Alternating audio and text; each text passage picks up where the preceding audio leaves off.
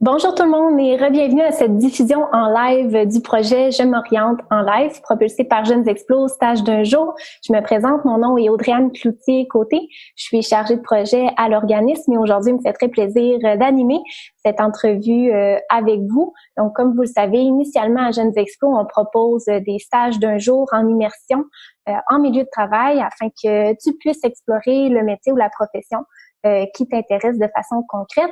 Étant donné la situation actuelle entourant la COVID-19, on a dû se montrer créatif à Jeunes Explos et c'est la raison pour laquelle on a monté le projet Je m'oriente en live pour te permettre encore une fois, d'une certaine façon, d'explorer le métier ou la profession qui te plaît.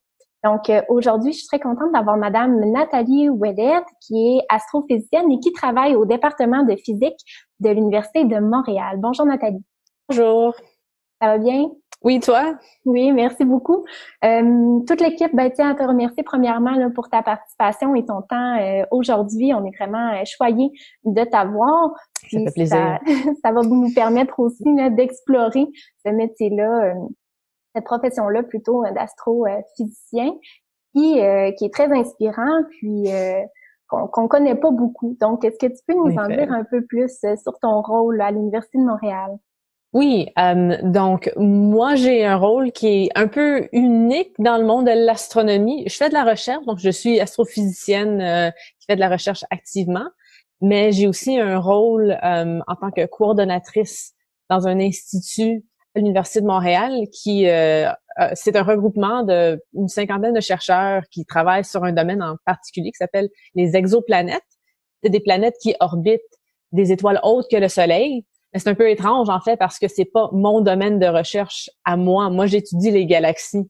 Mais au sein de cet institut-là, l'IREX, j'aide à la coordination des projets et surtout les projets de vulgarisation scientifique. Donc, dès qu'on a des projets d'éducation envers les jeunes dans des écoles ou on a des conférences pour le grand public, peu importe, ou maintenant beaucoup du contenu en ligne, c'est moi qui coordonne ce programme-là. Mais je fais aussi de la recherche moi-même sur les galaxies, comme j'ai mentionné. Et ça l'implique pas beaucoup de temps à regarder à travers un télescope, comme on pourrait le deviner, mais quand même un tout petit peu de temps à travers les télescopes et énormément de temps passé sur des ordinateurs à écrire des codes, à faire de la programmation et à prendre les images qu'on a prises dans des télescopes et essayer de comprendre comment les lois de la physique gouvernent les corps célestes dans l'univers. Wow! Hey, c'est tellement intéressant ce que tu comptes, je veux en savoir plus. À quoi ça ressemble une journée typique dans ton travail comme astrophysicienne? Donc, encore une fois, peut-être que beaucoup de personnes vont penser qu'on est tous du monde qui reste éveillé la nuit, puis on regarde les étoiles et c'est très romantique. Et de temps en temps, on a la chance de faire quelque chose comme ça. Mais beaucoup d'astronomes, ils ont des jobs de 9 à 5, pas mal. Ils se réveillent le matin, on regarde nos courriels, et puis parce que c'est très collaboratif comme métier, on a des collaborateurs partout au monde, donc la communication se fait énormément en ligne, par courriel. On a beaucoup de vidéoconférences aussi. Donc, beaucoup de communication entre nous comme ça. On prend aussi beaucoup de temps à faire de la lecture. Donc, de la lecture des articles scientifiques qui sont publiés par nos pairs pour être à l'affût de tous les derniers développements dans nos domaines de recherche. On fait aussi beaucoup d'écriture. Nous aussi, on doit publier des articles. Et non seulement publier des articles, mais on doit aussi trouver du financement pour nos projets. Beaucoup d'entre nous travaillent sur des projets d'instrumentation ou des projets de recherche où on a besoin des fonds. Donc, on doit soumettre des propositions de projets à des agences gouvernementales ou autres. Donc, beaucoup d'écriture.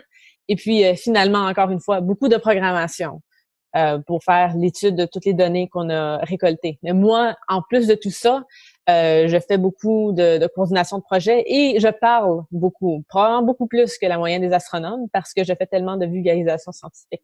Donc, moins maintenant parce que les médias s'occupent beaucoup de la COVID, mais avant, je faisais peut-être une ou deux entrevues médiatiques par semaine. Donc, quand même, je parle beaucoup aux médias. Et puis, presque une fois par semaine, je faisais une conférence, soit dans une école ou grand public. Wow, donc des tâches assez diversifiées, là. Très diversifiées, oui. Pour le quotidien, excellent. Est-ce que vous êtes souvent sur le terrain comme astrophysicien ou comme tu dis, c'est beaucoup plus des tâches dans un bureau? C'est beaucoup des tâches dans un bureau, mais un bureau, c'est pas nécessairement le bureau où toi tu te retrouves. Donc, beaucoup d'astronomes, s'ils sont des chercheurs qui n'ont pas des tâches d'enseignement à l'université, ce qui est le cas pour moi, mais moi j'ai d'autres tâches de coordination, ils sont un peu plus libres de faire des sabbatiques où c'est pas vraiment une sabbatique dans le sens qu'ils prennent pas congé, mais ils peuvent partir dans une université ou un département ailleurs dans le monde pour travailler là-bas. On a aussi beaucoup de conférences où on doit interagir avec nos collaborateurs, avec d'autres astronomes dans notre métier. Et puis, on présente nos travaux, on développe des nouvelles collaborations potentielles. Donc, ça aussi, on pourrait dire un peu, c'est pas sur le champ, dans le sens qu'on on regarde pas les étoiles, mais on a quand même la chance de voyager beaucoup. Et puis finalement, de temps en temps, on a la grande chance d'aller à un observatoire vraiment. Et ça, c'est l'image que j'ai utilisée pour essayer d'attirer le monde à venir voir ma conférence. C'est moi qui est sur une mission d'observation au Chili, devant un télescope qui s'appelle le VLT ou le Very Large Telescope. C'est un des plus grands télescopes au monde. C'est un de 4 qui sont identiques. Et puis, j'ai eu la chance d'être là pendant environ 5 jours pour prendre des observations sur ce télescope-là et avec un ciel absolument magnifique dans le désert d'Atacama au Chili. Donc, de temps en temps, on a quand même la chance d'aller sur le terrain et puis prendre des observations dans des télescopes gigantesques. Wow. Et puis, qu'est-ce que tu préfères dans ton travail? Moi, je dirais que la raison pourquoi je suis allée un peu plus vers la vulgarisation scientifique, c'est j'aime beaucoup parler de l'astronomie, de l'univers. Moi, c'est vraiment partager ma passion. C'est une job que ça fait longtemps que je savais que je voulais être astronome. Je savais que je voulais être scientifique et puis l'univers a toujours été particulièrement intéressant pour moi. Et donc, j'aime beaucoup communiquer mon amour pour l'univers, pour l'astronomie, pour la science en général. Et je trouve que ça fait quand même une grande différence, non seulement pour moi, mais si je peux devenir un peu meilleur en vulgarisation scientifique et faire comprendre aux autres astronomes aussi que c'est important. Si un scientifique fait de la science dans son coin, il communique pas au grand public, c'est quoi qu'il fait, pourquoi c'est utile, pourquoi c'est intéressant. Mais est-ce que ça vaut vraiment la peine de le faire? Parce que nous, on est souvent financé par le gouvernement, ce qui veut dire qu'on est financé par de l'argent public, en fait.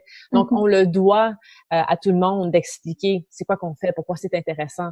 Donc, c'est vraiment parler de ma science, de l'astronomie en général, que moi, c'est ça qui me passionne particulièrement.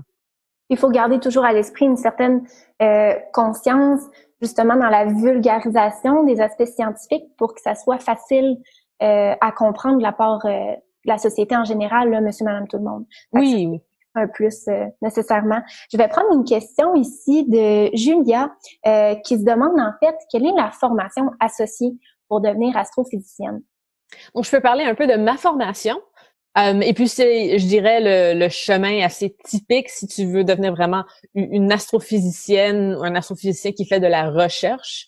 Au Canada, il y a seulement un département qui est seulement d'astronomie, c'est à l'Université de Toronto. Mais sinon, les groupes d'astronomie et d'astrophysique sont typiquement retrouvés dans les départements de physique.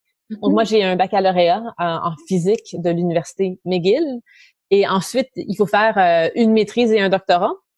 Moi, je l'ai fait à l'Université Queen's à Kingston, en Ontario. On peut le faire partout dans le monde. Beaucoup de personnes prennent l'opportunité pour voyager. Ils vont aux États-Unis ou en Europe pour faire leur doctorat. Et puis ensuite, souvent, qu'est-ce qui arrive, c'est avant de pouvoir... beaucoup de personnes veulent devenir des professeurs dans les universités où ils construisent une équipe de recherche avec des étudiants au cycle supérieur. Ça, c'est très, très difficile, voire impossible d'avoir un poste de professeur immédiatement après son doctorat. Ça requiert une étape de plus qui s'appelle un stage postdoctoral. Donc, c'est vraiment entre les deux où tu es beaucoup plus indépendant qu'un étudiant, mais tu es quand même souvent un peu sous le mentorat ou la tutelle d'un chercheur, un professeur. Et puis finalement, l'espoir de beaucoup de personnes, c'est de devenir professeur. Mais il y a aussi l'opportunité de devenir astrophysicien dans des instituts de recherche où on n'a pas des tâches d'enseignement comme à l'université. On peut même devenir astronome ou astrophysicien dans des agences gouvernementales où c'est vraiment plus focalisé sur des missions pour construire des télescopes, pour envoyer des satellites dans l'espace. Donc, il y a quand même plusieurs places différentes où on peut devenir astrophysicien. Mais je tiens à préciser que ça, c'est un cheminement pour devenir vraiment astrophysicien, mais c'est pas la seule façon d'être impliqué dans le domaine de l'astronomie. Il y a beaucoup d'autres rôles qui sont importants en astronomie. Je pense, entre autres, aux ingénieurs qui nous aident énormément à construire les instruments et les télescopes qu'on utilise pour faire notre recherche. Et puis maintenant, on est rendu à un point où il y a tellement de données en astrophysique qu'on utilise beaucoup des personnes avec des formations en informatique ou en sciences de l'informatique parce que ils utilisent des techniques. On utilise des techniques grâce à eux d'intelligence artificielle, de machine learning aussi, de sciences des données, de data science. Donc, il y a plusieurs avenues différentes qui te permettent quand même de toucher le monde de l'astronomie sans pour autant avoir un doctorat en astrophysique. C'est intéressant de connaître toutes ces sphères-là qui entourent l'astronomie parce qu'effectivement, je pense que c'est un grand travail d'équipe qui joint l'informatique, l'ingénierie, vous en recherche. Donc, il y a quand même plusieurs avenues possibles si on s'intéresse au domaine de l'astronomie. Génial. En fait, il y a une autre question ici de Antoine qui se demande si c'est possible de faire des simulations de déplacement de galaxies. Peut-être que ce qu'il veut savoir, c'est est-ce que les logiciels que vous utilisez permettent de faire ce genre de tests-là ou Oui, et puis ça, c'est le tout premier projet de recherche que moi j'ai fait. Ça fait beaucoup d'années maintenant, ça fait peut-être 13 ans que j'ai travaillé sur ce projet de recherche-là. C'était entièrement théorique. Donc, moi, je créais des univers complètement simulés à l'intérieur d'un ordinateur sans utiliser moi-même des données observationnelles qui ont été prises sur le ciel. Et c'est quelque chose que j'utilise un peu moins parce que il y a des astrophysiciens qui sont plus théoriques et eux utilisent vraiment beaucoup des simulations dans des ordinateurs. Moi, je me suis focalisée un peu plus sur les observations, mais il y a une grande collaboration entre les deux sphères et il y a beaucoup de personnes qui se retrouvent dans les deux sphères simultanément. Et c'est non seulement possible, mais c'est essentiel parce que moi, j'étudie l'évolution des galaxies. Et puis c'est possible aussi dans d'autres domaines, mais typiquement l'univers évolue sur un échéancier beaucoup plus lent, beaucoup plus long que la vie humaine.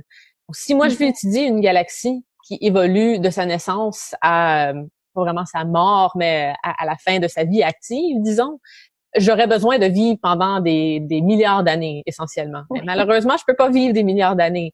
Donc, on peut prendre les données observationnelles qu'on connaît et les lois de la physique telles qu'on les connaît, on peut programmer ça dans un ordinateur et puis mettre la simulation en accéléré pour voir, OK, dans ces conditions-là, si je mettais 2 galaxies, 5 galaxies ou une dizaine de galaxies ensemble, comment est-ce qu'elles interagiraient ensemble?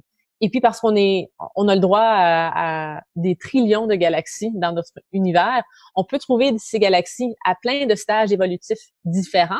Donc, on peut comparer nos simulations à ce qu'on voit dans la nature pour voir est-ce qu'on comprend vraiment bien la physique qu'on a programmée dans notre ordinateur. Donc, c'est super important, en fait. Et puis, le fait que les ordinateurs deviennent de plus en plus vite et puis peut-être qu'éventuellement, on va pouvoir avoir des ordinateurs quantiques qui sont encore plus rapides que ceux qu'on utilise maintenant, ça va vraiment améliorer l'astronomie. Bon, vraiment, c'est fascinant ce que tu expliques en ce moment. Puis c'est beau de comprendre vraiment que l'amélioration de la technologie en général, ben ça facilite votre travail. Ça permet justement des découvertes scientifiques, des découvertes de galaxies ou je ne sais quoi d'autre. C'est vraiment fascinant. Il y a une autre question ici de Julien, en fait, qui se demande est-ce que c'est facile une fois avoir terminé ses études en astrophysique de se trouver un emploi? On sait qu'il y a différents employeurs potentiels, différentes sphères d'activité, mais est-ce qu'il y a quand même une demande, surtout ici au Québec, pour les astrophysiciens? Donc, ça dépend un peu c'est quoi le but de ta carrière. Si le but, c'est vraiment de devenir un professeur dans une université de renommée, puis on commence à penser à des Harvard ou des MIT ou des Caltech, là, ça devient extrêmement compétitif, bien sûr. Mais il y a des universités qui sont plus petites, ils ont quand même des équipes de recherche vraiment incroyables. L'Université de Montréal a une équipe de recherche en astrophysique qui sont on est très, très fort en astrophysique, particulièrement dans le domaine des exoplanètes. En ce moment, c'est vraiment un domaine en plein essor. Mais c'est pas tout le monde qui veut nécessairement devenir professeur.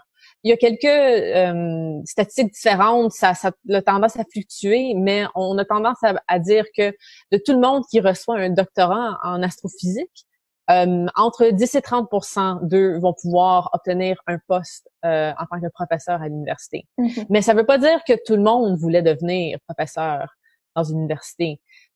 Qu'est-ce qui est vraiment bien à avoir un doctorat en astrophysique, c'est que tu deviens très versatile en général. Moi, j'ai des amis qui, après avoir reçu un doctorat en physique ou en astrophysique, ils sont allés dans le monde des finances. Et parce qu'ils sont tellement bons avec les chiffres, les numéros, les simulations en général, ils ont fait une petite fortune sur Wall Street parce qu'ils avaient un cerveau qui était apte à quand même bien comprendre les chiffres. Il y a beaucoup de personnes qui se transforment en programmeurs aussi, et puis ça, c'est assez lucratif comme métier. Donc, en astrophysique, si on est vraiment centré sur devenir professeur, ça peut être assez difficile juste parce qu'il n'y a pas énormément de professeurs. Et le monde qui deviennent professeurs ont tendance à l'être jusqu'à 70 ans, 80 ans. Donc, il n'y a pas beaucoup de nouveaux postes disponibles. Mais tu es très versatile si tu obtiens un doctorat en physique ou en astrophysique. Mm-hmm. Très bien. Et puis, on se demande aussi de la part de Méliane si au Québec, il y a différents postes d'observation ou il y a des postes spécifiques ici au Québec là, pour l'astrophysique. Des postes comme vraiment des métiers ou des lieux, des sites d'observation comme des télescopes? Les deux. Les deux. Donc, oui, des postes. On a quelques universités au Québec qui ont des groupes très forts en astrophysique. L'Université de Montréal et l'Université McGill, je dirais, c'est les deux plus forts. À Sherbrooke, on a l'Université Bishop's qui commence. Ça fait un petit bout de temps qu'ils ont quelques astrophysiciens, mais maintenant, ils ont un des membres de l'IREX. L'IREX, c'est plus large que l'UDM. Il vient d'arriver, ça fait quelques années. Il a reçu une chaire de recherche du CRSNG, du gouvernement du Canada, et puis ça commence vraiment à se bâtir, le petit groupe là-bas. Donc, il y a des petits groupes ici et là qui commencent à se bâtir. On a aussi l'Agence spatiale canadienne au Québec, donc à Saint-Hubert, sur la rive sud de Montréal. C'est très connecté à l'astronomie. Ils n'ont pas nécessairement autant de postes d'astronomes ou d'astrophysiciens, mais beaucoup de monde qui sont des ingénieurs, qui construisent des choses qui vont dans l'espace quand même. C'est quand même pas mal cool faire cette job-là. Et puis, on a aussi un joyau du Québec, c'est l'Observatoire du Mont Mégantic. Et puis, ça l'appartient à l'Université de Montréal, à l'Université Laval. Et l'IREX l'utilise énormément. On a un astronome typiquement résident qui, lui, s'occupe de la plupart des observations là-bas. Mais non seulement on a l'Observatoire du Mont Mégantic, mais associé à ça, on a le laboratoire d'astrophysique expérimentale qui est associé à ça. Puis ça, on construit plein d'instruments qui vont sur des télescopes partout au monde et aussi dans l'espace. Donc, je dirais que l'Observatoire du Mont Mégantic, c'est vraiment quelque chose de super important dans l'astrophysique québécoise et même canadienne. Donc, on a quand même des lieux cultes reliés à l'astrophysique, même ici au Québec, là, pas nécessaire d'aller partout dans le monde là, pour avoir pas du tout. Et puis, en fait, ce que le monde a tendance à pas savoir, on sait, on est super fiers du hockey au Canada et puis au Québec actuellement. Mais le monde n'a pas tendance à savoir que les astronomes canadiens sont les plus performants au monde. On n'est pas les plus nombreux parce qu'on est une plus petite population, mais on est les plus cités au monde. Ça veut dire que lorsqu'un astronome canadien publie un article, il va tendance à être cité le plus que ses autres compatriotes d'autres pays. Donc, on est vraiment performant en astronomie au Canada et au Québec, et le monde ont tendance à pas le savoir. Il y a une autre question ici de Julia que je trouve vraiment intéressante. C'est un peu en lien avec la formation puis les outils technologiques que vous utilisez là, au quotidien. En fait, Julia pose la question, dans quel domaine il faut être excellent? Est-ce que c'est plus mathématiques? Est-ce que c'est plus les sciences, la chimie? Ou faut être bon dans tout? Ça peut dépendre du type d'astronomie qu'on fait. C'est sûr que si on devient un astronome qui fait beaucoup d'instrumentation, avoir une intelligence très spatiale, très dans les objets, très très manuel. C'est quelque chose qui est bien. Moi, je suis quelqu'un je travaille avec beaucoup de personnes qui font de l'instrumentation, mais moi, c'est pas quelque chose qui me vient aussi naturellement. Moi, je suis quelqu'un qui est un peu plus abstrait dans ma tête.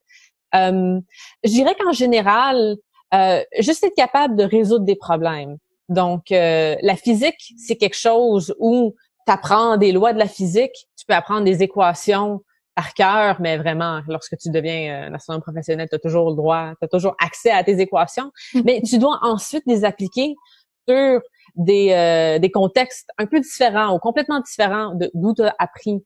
Donc, c'est être capable de vraiment bien utiliser, de bien développer ton jugement critique, ta pensée critique en général. C'est pas une histoire de mémorisation du tout. C'est vraiment être capable de résoudre des problèmes. Donc, je dirais que la mathématique et la physique, ça te donne une bonne indication de si tu es capable de bien faire ça. Pas pour dire que la chimie, la biologie, ça requiert pas de la pensée critique, mais ça requiert quand même une pensée un peu différente. Donc, je dirais que la mathématique, la physique, c'est une bonne indication. Si t'accroches vraiment beaucoup, c'est intéressant. C'est une bonne indication que tu vas bien aimer ça. Et puis ensuite, si tu aimes beaucoup les ordinateurs, parce que c'est un outil tellement indispensable dans le métier d'astronome, si tu aimes beaucoup les ordinateurs, tu fais déjà un peu de programmation même, il y a une bonne chance que tu vas beaucoup aimer le métier d'astronome. Donc, en termes de qualité reliée à l'astrophysique, on recherche quoi? Quelqu'un de persévérant, quelqu'un avec le sens de l'analyse, bonne communication aussi, là, pour être capable de partager ses travaux, ses recherches. Est-ce qu'il y a d'autres qualités?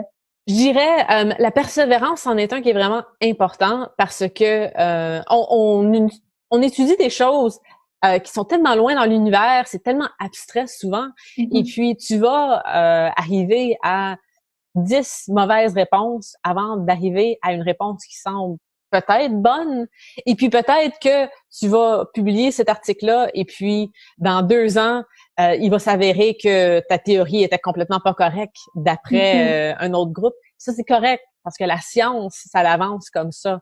Il faut pas avoir peur de faire des erreurs. Vraiment, qu'est-ce qui est important? La pire chose que tu peux faire en science, c'est que tu fasses une erreur, puis tu essaies de te convaincre que c'est pas une erreur, puis tu continues sur cette route-là de façon vraiment têtue. Il faut être ouverte à l'expérimentation, aux erreurs. Et puis aussi la curiosité en général. L'astronomie, c'est pas la job où tu vas faire des millions de dollars, mais c'est une job que si toi, tu es curieux, si tu veux comprendre comment fonctionne l'univers, c'est très valorisant comme travail.